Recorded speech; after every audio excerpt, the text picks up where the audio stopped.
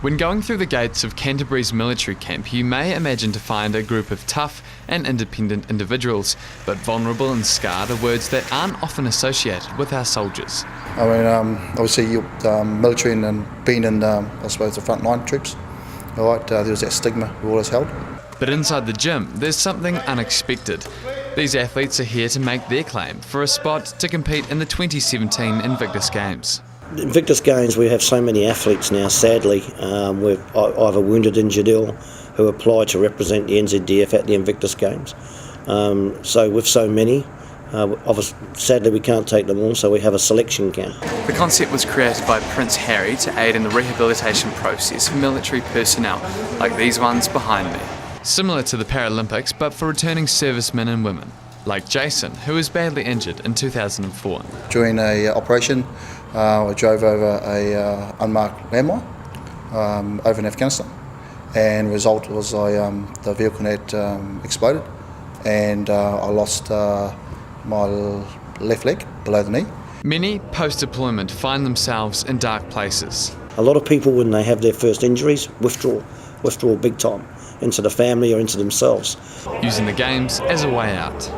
And it got me out, so I suppose sort of got me out of the cupboard. I was pretty isolated and secluded for a long time. All right, for me, trying to go through psychologists and things like that, waste of time for me. All right, because myself and a psychologist, we had nothing in common. All right, but when I was over in Orlando, I was able to talk for hundreds, all right, of military personnel, guys and ladies. They've all been in something very similar. So we were able to open up and just talk, all right, versus going to a psychologist. It's not just physical injuries they suffer from, but post-traumatic stress disorder as well. Myself, so I suffer from PTSD.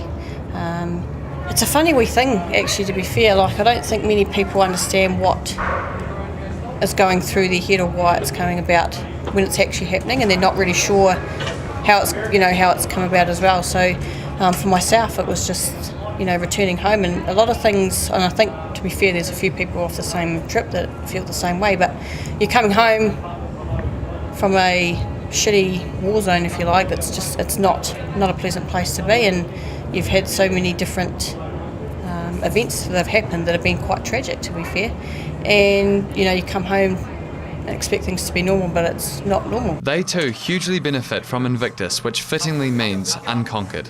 Push, push, push, push, push, good. These games bring together an incredible group of people, and that's including people from New Zealand. We've got some amazing people here that have been through a lot of stuff. Forming a camaraderie along the way like no other. It's amazing how strangers can come together. All right, so we have one common goal, which is we're all military. All right, the other common goal is that everyone's been injured or have an illness of some type. All right, and then the next one is to move that team, all right, and then give them that journey from day one, all right, and then follow that journey as a team and as an individual, all right, to get over to the games. A time where sport can change someone's life. And if we can help in any way through sport, then it's got to be a win-win for us. And you can see the change in them, and the doctors see the change in them. With the help of technology and prosthetics and events like these, veterans around the world have something to aim for. My favourite sports is all your martial arts and boxing, because that's what I did most of life. Yeah, so opportunity to get back into it. From here, for these athletes, their eyes are now set on Toronto 2017. Ben Mundy Thompson, The Bunker.